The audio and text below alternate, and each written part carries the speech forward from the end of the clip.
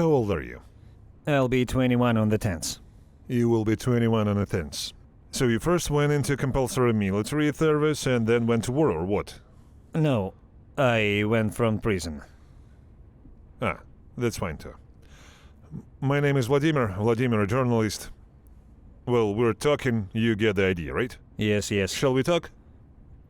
Well, I can talk, of course. Do you voluntarily consent the recording and publication of this interview? Yes. Yes. Why did you end up in prison? For drugs. For which ones? Use drugs, ecstasy. Using? Yes. Ecstasy is something new. Usually some kind of salts. Well, it's not that new. I understand. I mean new in the context of what Russians, among Russians who are captured. Are you even Russian? Well, I come from the Lugansk region. Well, how do you identify yourself? Well, I live in the Russian Federation now. How are things with you there? Has life become better? Well, I can't really compare it to Ukraine. I was like 10 years old. I see. Yes, the question is inappropriate, because you don't remember anything, and you can't remember. You were too young then.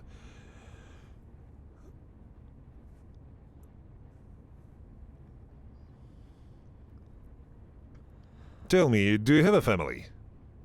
Well, I live with my grandmother. What about parents? Well, my mother died back in 2017. Okay, because of what? Well, something was wrong with her head. The doctors treated her incorrectly. Due to negligence. Father? Father, I haven't seen my father for a long time. Brothers, sisters? I have a brother, he's in the 2nd grade. Younger brother. Younger. So why did you sign the contract? Well, for freedom. For freedom. Yes. Did you understand that you would have to go and kill people? Well, I didn't really know exactly what I'd have to do. I just knew I'd sign the contract and then there would be orders. An order is an order. As if... What is the reason behind this war? Well, probably...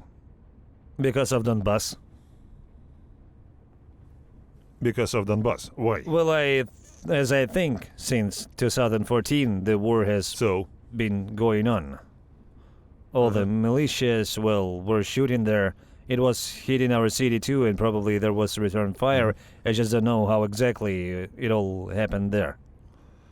Tell us how you know, so that we at least understand that, how you know why this started. Well, I think for the territory of Donbas. No. Because Donbas held a referendum and wanted to separate from Ukraine. You believe it, right? Well, honestly, yes. I was there and the referendums were taking place. So to speak, I saw it all. But you were 10 years old. No, in 2022, when the referendums took place in the Lugansk region, people went and voted. In the Lugansk region, not the occupied part of the Lugansk region? Well, yes, that's how it was in my city, Anthracite. Since what year has Anthracite been occupied by Russia? Well, I don't know exactly since what year, but since 2014, as I understand it, we separated. So what did you vote for in 2022 if you separated in 2014? To join the Russian Federation. Ah. So in 2014, what did you go out and vote for? No, in 2014 I don't know what they voted for. The war started. I don't really understand. But personally, I said about the referendum in 2022. Uh-huh. And that the reason for this war? Well, in my personal opinion, yes. And what has the war been about since 2014? As I've been saying since 2014, because Donbas wanted to separate from Ukraine. Donbas want to separate from Ukraine? Well, yes. What is Donbas? Well, Donbas, the most golden place for coal mining, which provided for... Feed Ukraine? Well, It's the perfect place for coal mining, Mm. yes. So after they stopped feeding Ukraine, they did start eating more themselves. Did life get better? Well, at least when I was there, they were building roads, restoring everything. Everything was up to Russian standards. Salaries were also being earned. The cities are being rebuilt now. Everywhere, as long as you've got your head about you. In short, has life become better? Well, for me, yes, because I don't remember what it was like under Ukraine. So you don't remember what it was like under Ukraine, so that's why life has gotten better. Well, I guess it was fine for me from the very beginning. So I remember here and I don't remember here, right? Well, of course. I don't know, because of my age. There are many things I may not understand, of course. Uh-huh. Did your parents go to the so-called referendum in 2014? Grandma did. Grandma. Didn't Grandma vote for Russia? Yes. But in 2014 they didn't vote for Russia. No, I'm talking about 2022. And in 2014? And in 14, I don't know whether there were referendums or not. I was in the Rostov region. What do you think about the version that in 2014 Russia simply invaded, simply took those people who were loyal to it and simply based on this brought these people out, showed a picture that they were supposedly for Russia, and then they gave these so-called militias weapons, plus brought in their troops and essentially occupied this territory. Well, that is there was no such thing as asking everyone what they wanted. Well, I don't know. Personally, those who wanted to stay, stayed. Those who didn't, left. That's it. They took me to Russia, to Rostov. Then I came back. What do you mean? Well, my mother took me to Rostov. Why? Well, in 2014 there were attacks and everyone was shooting. She took me away from the war. So if Russia hadn't invaded, then there wouldn't have been any attacks or shooting. Well, I don't know what to say to you about that. As much as I'm not good at politics, I'm not very good at it. That's basically what I thought. Tell me about your time in the war. When did you sign the contract? In November of this year. Sorry. So, continue. Well, I got the mission. We went on the mission. Where? Chasiv Yar. The next direction. Okay. Well, I got into an assault. Okay, we got our combat mission. Off Okay. we went to carry it out. Yeah. Well, and over time, we were captured. How? We were supposed to clear out the houses. We entered and secured a position in one of the buildings. That was it. We were waiting for further instructions. Then the Ukrainian armed forces came. Okay. The battle began. We surrendered after a fight. Could you elaborate on how this all unfolded? How did the situation unfold? How many of you were there? Where were you located? How did the Ukrainian armed forces enter? Well, there were 3 of us. We moved into the private sector. That's it. The commander gave the order over the radio to gain a foothold in one of the houses. So we entered that house, secured it, and got settled. He said, wait further instructions. We sat down, smoked. Then we heard a car arriving. We shouted, who there, who? We heard Ukrainian voices, and then we realized... Did you hear the Ukrainian language? Yes, yes, yes. So? And that's it, a fight and shooting began. Okay. That's it, we defended and defended. Then we started running out of ammunition. Help was supposed to arrive. Well, in the end, help never arrived. reinforcements arrived quicker for the Ukrainian armed forces. I think there should have been a vehicle there. And that's it. They started attacking us. One guy tried to run away, basically. But they immediately shot him down. Two of us were left and they threw a grenade at us. Well, everything was in ruin anyway, and we were out of ammo, so they threw a grenade at us. Well, that's it. They asked us to come out. Well, I was coming out, crawling with the thought that they'd just kill us quickly, so we wouldn't have to suffer. Okay. Well, then they captured us. That's it. They captured us, they evacuated us, and... So what is better, to be killed or taken prisoner? Well, at that moment I thought it would be better to be killed. Why? If I had a grenade, I think I would have killed myself. I have no doubt about it, looking at you and listening to your thoughts, but I would still like to understand why. Why? Well, it was scary to surrender. Why? Well, you never know what could happen. What? There the guys have different stories. So? Do the guys have different stories here? Well, generally speaking, yes, sort of. No. If you were afraid to give up at that moment, then you heard these stories before, and not here. After the fact, right? No, well, of course I saw it before on Telegram and everything and everywhere. There you go, so come on, tell These me what you heard videos, and saw there. Well, all sorts of abuse of bodies, cutting off limbs and so on. As if I think everyone has seen this, knows, as if it is not in close Texas. No, we saw it, of course. The question is, who produced this video? Well, I kind of on your side and on ours too. What, did they cut you off? Me? They didn't cut anything off. I still will.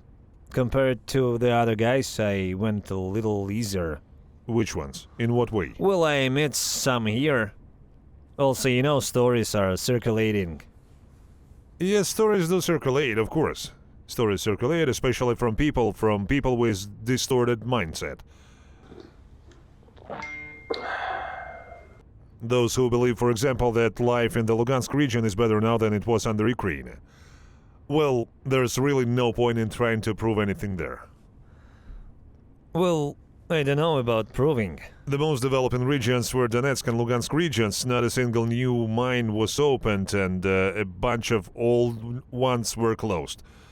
But then you see someone building a road, and you're like, oh, well, they're building a road according to Russia's standards.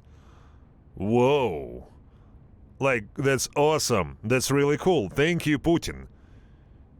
You're talking about people who left who wanted to. Why the hell did anyone even decide for people whether they should leave or stay? To be and honest, if someone was born in Ukraine, lived in Ukraine, and didn't want any kind of Russia, did anyone approach them and ask? Did anyone give them a choice? Or do you think the right to leave one's home and move away is a choice? Well, at least that's what we did too. No one asked us either. The war has started and everything was fired from both sides. Yes, they sure. took me and moved me out. Of course, the same thing happened. Sure. And if Russia hadn't intervened there wouldn't have been any war and there wouldn't have been any need to evacuate anyone. It's very simple, actually, since 2014. It's the same with the stories of yours. Well, okay then. How is it that they seem to be torturing everyone and so on, but they haven't done anything to you? I don't know. Lucky, I guess. Lucky? Is it just your luck? That's the reason. Places where they bring you are different. Basements, all of that stuff. It's all different. Different directions. Well, yes, I agree. I personally say that I somehow got through it more easily. The situation are different too, right? Of course. So they brought you to war zone somewhere, right? You were captured and you need to be transported somehow, evacuated from there. And that's difficult. There's a war going on. They brought you to some basement, as you say, and there's a Russian missile or a Russian drone, Shahid, killing some soldier's wife. Do you think he'll come to you, kiss you, hug you? I understand, but it's like war is war. I'm not saying anything about it. We all knew what we were doing and where we were going. So, why do you, a young man of 21, need this anyway? Well, I didn't want to ruin my life with prison, so I decided to go. So you didn't want to ruin your life with prison, but to go and kill someone or die yourself is fine. Well, I guess I didn't think much. Tell me, honestly, if you sought it all out now and you already saw everything, right? You already understand everything that's happening. Well, I think so. You think so? If you were deciding now whether or not to sign a contract with your current state of mind, would you sign it or not? When I return home? No, just hypothetically. You understand everything now, but you find yourself at a point where you have to sign. Do you sign or not? Well, a new contract for a special military operation, I take it. No, I mean the first contract. You say you didn't think much about it when you signed the new one. What if you knew everything? I'll tell you, I didn't really expect the worst, and I basically imagined everything that was happening there in my head, and I still decided to do it. Well, that is to say, killing or dying is fine. You went for it consciously. Consciously, yes. Well, basically, what can I say? What's there to say? They'll probably send you back now. You know that? Well, if they exchange you, they'll throw you back in fire. Well, it's not me who decides everything there. I understand, but if anything happens, you're ready for this, right? Well, not much depends on me. Not much depends. You won't resist it if they tell you, you'll go. An order is an order. An order is an order. That's great. That's great. Are you happy with everything? That I am alive, yes. So if it happens again, you might not be so lucky. In fact, you probably won't be so lucky. Well, we'll wait and see. I see. So what would you say at the conclusion of all this? The fact that Russians say that we are all Nazis here. Did you see any Nazis? I don't think so. You don't think so? But you still stick with it, right? Well, I don't know. I just don't know how to answer you.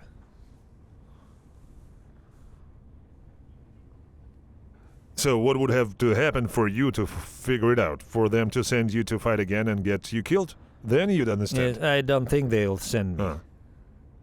Okay. Go.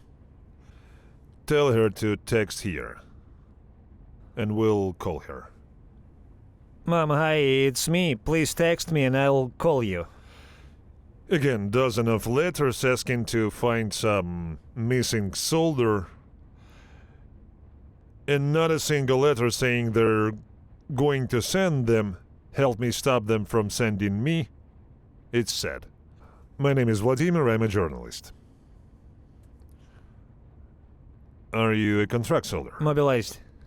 When were you mobilized? In 2022. How long have you fought? Well, since the beginning of 2023. Where were you mobilized from? From Crimea. From Crimea, got it. Did you want to fight? No, of course not. Nobody wanted to. Oh. Why that? Many wanted to. Have you met anyone here who wanted to fight? No. Haven't met? I haven't met any. There aren't any ideological ones. Maybe not anymore. Well. Yesterday there was a Crimea guy, my hate in a blue uniform, who told me he wanted to go fight. But he's a contract soldier and I think signed a contract from prison. Yesterday? Hmm? Do you remember the last name? No. Okay, that's not important. They mobilized you. Where did they send you? In Zaporizhia. Zaporizhia direction. Yes. Which settlement? Kokhane. Your unit? 810th Brigade. Who were you? Motorized rifleman, so... A motorized rifleman. Well, since you fought for quite a long time, you should have something to tell about it. Something to tell? There's not much to tell. We sat on the fortifications and that's all. On fortifications? Yes. Right there, right? There, yes. We were near Robotine village. We dug in and our task was to keep the enemy out. Then in September, we were sent to Kherson, also for fortification, in front of the Dnipro. Okay. That's it. There was nothing interesting because we were constantly on fortifications. There were no direct clashes. Did you have any airstrikes? There were some naturally. Dead, wounded. There were dead and wounded, it's of course. Of course. Then Donetsk and Kursk, where I was captured. I've been in captivity for a year now. Am I correct in understanding that the combat clash in which you were captured was your first and last? First and last, yes. Then at least tell me about it. What was it? This village is, call it Kremenная. It's in the Kursk region. It is located near Olgovka. So, they dropped us off there, that's all, and told us to sit and wait. Akhmat was there with us. They sent 4 of us to the forest belt, me and my comrades. Well, that's where we ran into... What does Ahmad have to do with this? Ahmad? Because they came out of the forest belt, that's what they said. So, enter the forest belt, there's no one there. Wait, why did they come out of the forest belt? They were under attack. They themselves said when they left there was an attack, they barely got out of there, so that is close combat. Did they have any dead or wounded?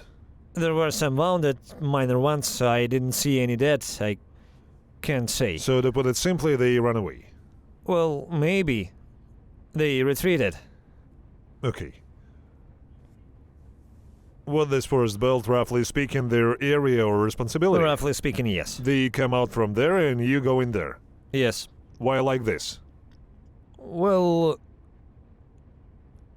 let's put it this way. I was sitting at my post. They made me an assistant grenade launcher, even thought I'm a radio operator, so... But you're a motorized rifleman. Well, I'm a motorized rifleman, but my title is a radio telephone operator. So, the title. And overall, I didn't like why I was an assistant grenade launcher doing something that wasn't my job at all if there were people in charge. Well, basically, they sent me there with some guys, the squad leader and 2 more guys, contract soldiers, all contract soldiers. Who didn't like it? I didn't like it. Oh, you didn't like it? Yeah.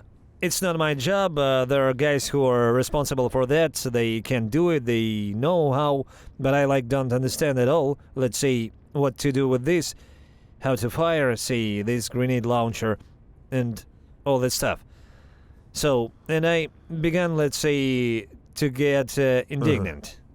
And you were sent away for your indignation? Maybe, I don't know. Maybe. Well, that's clear. They just found a person. And how many of you went there? 4 of us. Me, the squad leader, and... How many Akhmatov members came out? Well, I saw about 10 of them. Maybe there were more, I can't know. Sasha, look, I want to understand the logic. I understand. 10 Akhmatov members came out and they were attacked. Yes, maybe there were more of them. Maybe even more, but certainly maybe not more, less yeah, than they 10. sent us there. So, and they send you 4 there?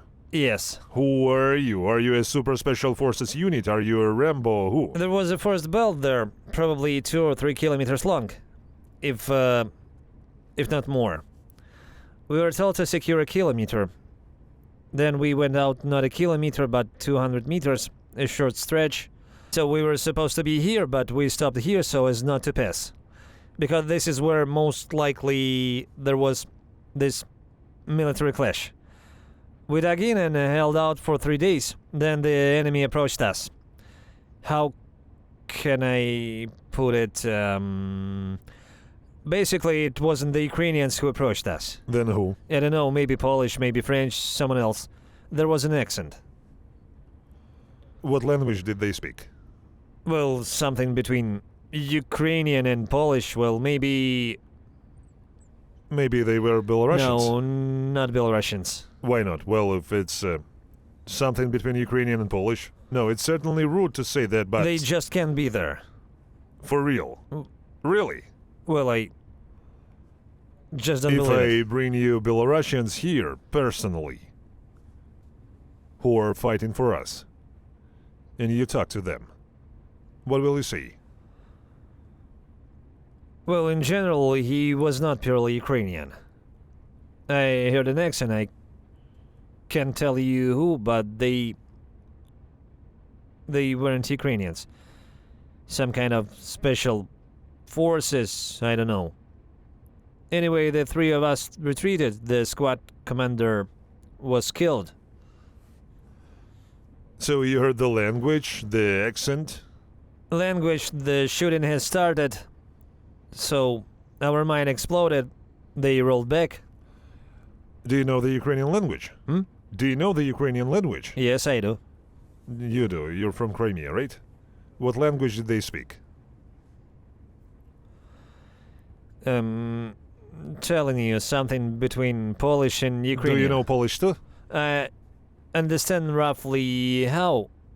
The language is almost the same, only... How do I say it correctly? The accent is different. Look, the language is almost the same. Almost the same, It yes, is very similar. All Slavic languages are similar to each other, except Russian, of course, because it... too mixed, let's say.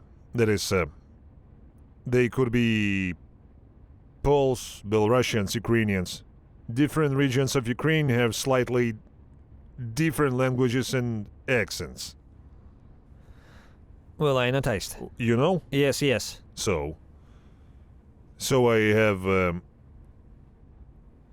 deep founded doubt that it was the French who needed to speak broken Ukrainian for some reason. Maybe they learned it among themselves. So it wasn't just the French. There were probably French, English, Germans, and Spanish there. No. They decided to speak among themselves in broken Ukrainian.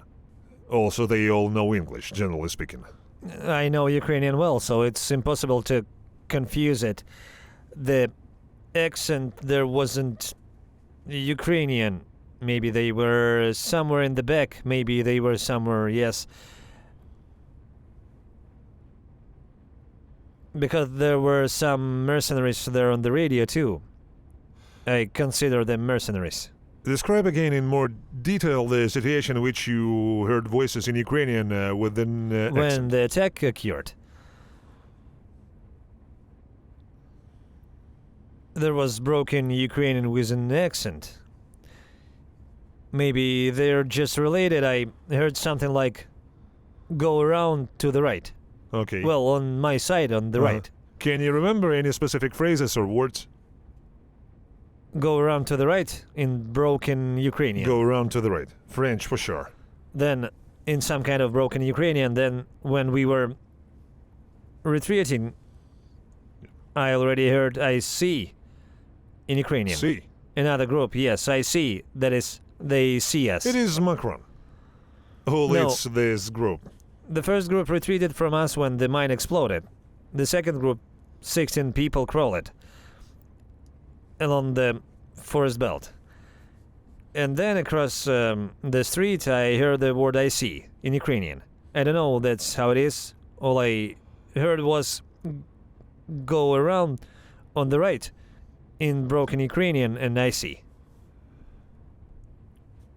The crime has been solved, absolutely certain. It could have been Stramer or, of course... I'm telling you everything I heard. There's no point in lying. You just named some very ordinary Ukrainian words. Well, go around, I know it because I know Ukrainian. So? In broken Ukrainian, that's the only difference. What did they say? Go around on the right? Something like that, in broken Ukrainian. So? Well, I can't say for sure. I don't know any other languages. Russian, Ukrainian, a little bit of English, and that's it. Well, these are just Ukrainian words. How can you say the word I see with an accent? I don't know at all. From what you mentioned, they are ordinary Ukrainian words. Maybe he was Ukrainian, but he spoke in broken Ukrainian. Everything was in broken Ukrainian. Only the word I see was in Ukrainian. When they started shooting across the street. You don't admit that... No, of course you don't. Some people even have speech impediments. Possibly. Yes, and it's not that uncommon. Well, let's pretend for a second. This is, of course, complete nonsense, but let's pretend for a second that there's really aren't Ukrainians. Are this really some kind of, who, the French? Don't know. Rather, what are you leaning towards? Let's say so. Okay, let's say so. Let's say it's the French. Maybe the French and Emmanuel Macron personally forgive me. This is just an example. Here they are, right? So they came to fight as volunteers, right? You're saying they're mercenaries. They came from another country. Huh? They came from another country. They came from another Yes, country. they are there considered similar mercenaries. mercenaries on the Russian side? I have not met such mercenaries on the Not Russian at all, side. right? No. No. No. We haven't met, but have you heard about it, seen it, maybe come across some video there? No. No? No. No. Have you seen Africans? Well, I saw them. The story I heard was that, let's say, he was alone. How can I put it? He came to study. He lived alone in St. Petersburg permanently. I mean, he lived in St. Petersburg for 15 or 20 years. That's it. It doesn't matter. He was captured. That is, he had citizenship. Citizenship? Russian? Yes. He lived in Russia, in St. Petersburg for Well, many you know years. this case, and I know many cases where there is no citizenship at all. In fact, not even close. No citizenship, no knowledge of the language, nothing at all. He spoke Russian quite well. Well, that's the one you saw. And I'm Yes, saying yes. there are many others who don't have citizenship and can't speak. Are they mercenaries or not? Most likely mercenaries. Well, if they're going for citizenship, most likely. Then they are not mercenaries. How do you even distinguish between a mercenary and non-mercenary? What is a mercenary? Goes for the money. Goes for money. Goes for the money, yes. Congratulations, 90% of Russian army are mercenaries. Everyone goes for the money. And they're from Russia. This is Well, okay, if the criteria goes for the money, what from else? another country. Goes for the money and from another country? Well, yes. Well, there are more than enough such mercenaries in Russia, more than in Ukraine. Well, okay. That's it. And by the way, you still haven't told us how you got captured. I still stopped on this, I see on this French words. Originally French words. Okay, I was captured during a shift change in the basement. We were supposed to rotate. Where had this happened? In the Kursk direction, right? Yes, in this village. So we were supposed to rotate, and a grenade landed in the house. We had a basement and a house, sort of, an old mud hut. Uh-huh. How did you get captured? Tell me more. During the shift change, a grenade flew in. A comrade said, "What is that?" I said, "A grenade." Didn't it explode? It exploded, but the blast was weak. It was probably the fire room. We started gearing up, and then a group flew in on us. Most likely some... Well, they said they were some kind of special forces, so my comrade anyway took off, and I stayed in the basement since I had nothing on hand. So there was a grenade without a fuse. He says, surrender. I say, I'm coming out. I come out in armor, in a helmet, magazines. So, and there are 6 people there. 6 or 7 people. Yes, 6 met. The 7th was standing. 7 Were people. these at least That's right. Ukrainians? Yes, yes. Yes? Yes. Okay, good. With foreign weapons. So, they weren't AKS. Excellent. What's the point of fighting with this crap? AKS? Well, yes. Well, yes. Or not. I just talked to the military and they say that, The 12 is a meh weapon. The 74's AK is good. Flawless. I won't argue with you because I'm not a military man myself and I don't even have the right to just talk to different military men, and they told me about different weapons, both European and US, and they say that AKS weren't even close to all this. No, it's just that for me the 12's is Kalashnikov's flow. Oh, well, anyway, they weren't with AKS. Yes, not with the AKS. And thanks God, I think. Continue. So, well, that's it. He says, let's tie your hands. Your hands. Your legs. I say, don't tie my legs. What's wrong? I say, my legs hurt. Don't tie them. They tied my hands, and our guy started shooting. Why did your legs hurt? My legs hurt. I had been walking a lot before. My legs were swollen below the ankle. That's why I asked them not to tie my legs. So, our guy started to enter, trying to storm this house. The Ukrainians call it for reinforcement because one of them was wounded, the group commander. So, reinforcements and evacuation at the same time. Then we moved away a little, retreated, set in first belt, not far from village. How did you manage to get out if you say you were above? Fire. Get out where? Well, you say you managed to retreat to the We first managed to belt. retreat because the building had been hit with an RPG 3 times, and the roof had caught fire. There was smoke and fire everywhere, so we ran through the flames. I get it. So let's say it was in natural cover. Uh-huh. And an armored car pulled up and took us away. That's how I ended up captured. I found myself Doesn't matter.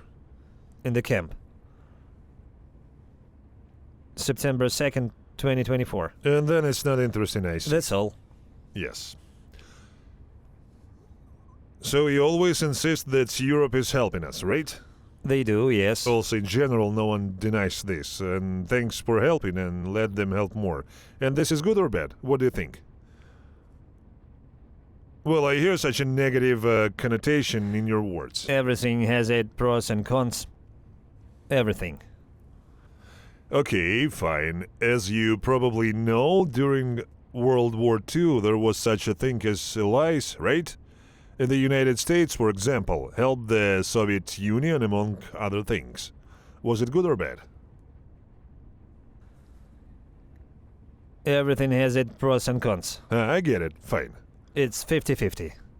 Well, I'm just telling you this just in case. Both then and now. Both the United States and Europe, well, you get it, right? What does it mean? Britain, right?